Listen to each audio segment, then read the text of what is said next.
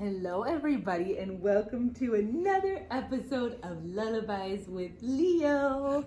Tonight I am so excited because we are going to be reading the book A Letter to My Teacher.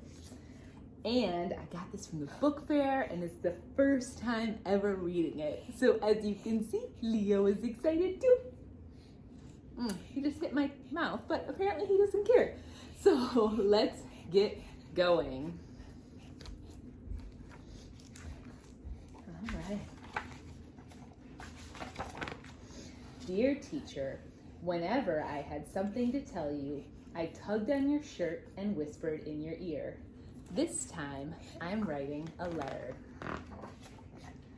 I hope you remember me.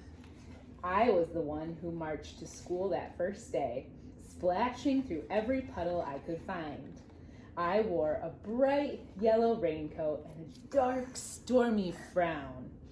Because for me, school meant sitting still and listening. Two things I wasn't much good at. As you can see, he gets very excited about the book now. I stood there, ornery and dripping, just sure I'd get in trouble. But instead you grinned at me. Good morning, look at you. Standing there like Mary Kingsley just got back from canoeing up the Oguye River. Who, I said? Where? Mary Kingsley, the fearless explorer, you explained. Someday we'll read about her and crocodiles. Now get the mop. Crocodiles? After taking attendance, you made a big announcement. Welcome. This year, we'll be planting the first ever second grade garden. It will be our great experiment. Yay! We get to dig in the mud, I shouted. True, but first we read about plants, you said. We'll use math to measure our plot, and we'll write our garden plan. Reading, math, writing? I was better at running and jumping. The next week, we visited the creek behind the school to learn about plants and water. When you weren't watching, I started to hop the rocks. Right in the middle, I got stuck. Look at me, I'm Mary, what's her name? I hollered, trying to sound brave. Watch out for crocodiles, you called back. Then you rushed to rescue me. On the way back, you held my hand and never told anyone how much I was shaking. She was actually really scared. All fall, I tried hard to sit still. Right before Thanksgiving vacation, you asked who wanted to take the Mouse Brothers home. Me, pick me, I shouted. Do you think she's gonna let her? But while I was busy eating turkey, my cat, Lucy, ate one brother. I bought a replacement mouse, except I just couldn't tell you. Oh, that's so sad. One day, when we were cleaning their cage, you called me over to your desk and told me that we might have to change the brothers' names to Ma and Pan Mouse. You knew the whole time, I said. Laughing, you said, might as well get used to it. Teachers see everything. Yeah, just like parents. When winter came, the reading corner became our secret garden of stories. Mandela, come on. On Friday afternoons, we all curled up in a heap to listen, just like our new litter of mice. I loved it when you read to us and always begged for more, but I hated being called on to read out loud. I kept tripping over words. Once, right before my turn, I yelled, "Raise your hand if you want to go home." Another time, I clutched my throat and croaked, "Uh-oh, I lost my voice." She's really trying to avoid reading. Nothing fooled you, though. You called me to your desk and asked, "When we make our garden, do you think the seeds will grow right away?"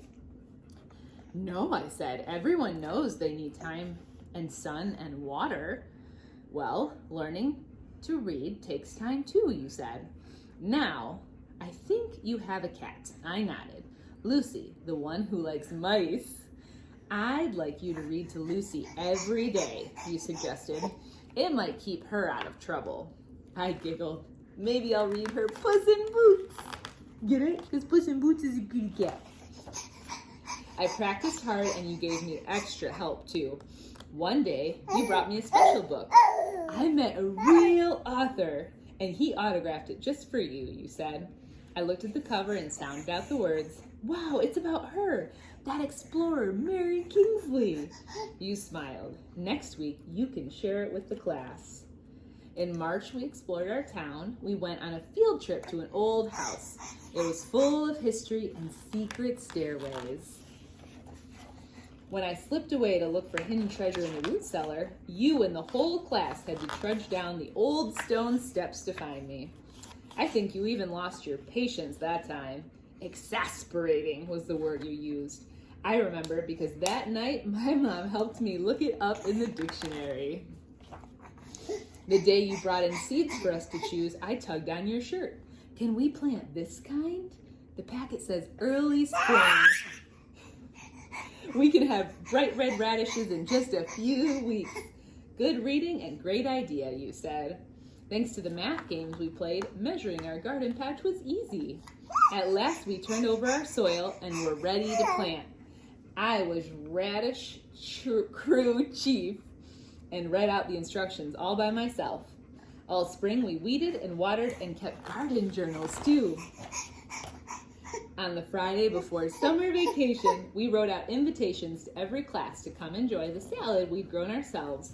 Splendid spinach, said the principal. It's because of the worms, I explained. I didn't know how to say thank you, so on the last day I gave you a present. A memory quilt. How thoughtful. I'd measured squares on paper and made the story of our year in each one.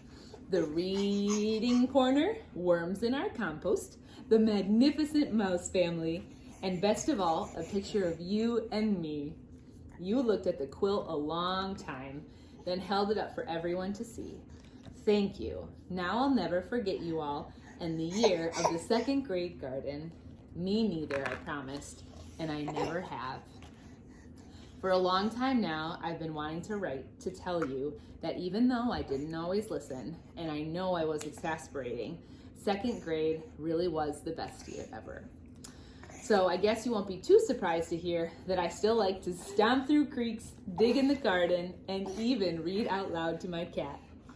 Most of all, I want to tell you that I'm about to start my first job. And tomorrow morning when I go to work, I'll think about everything you helped me explore and try my best to be like you. Thank you for being my teacher. Your students. The end. Wasn't that so sweet? I think about the teachers that impacted me when I was little, and I still talk to some of them today, thanks to Facebook. Who would have thought? So that was our story for Lullabies with Leo this week. Thank you so much for tuning in, and we will see you next week. Bye, everybody.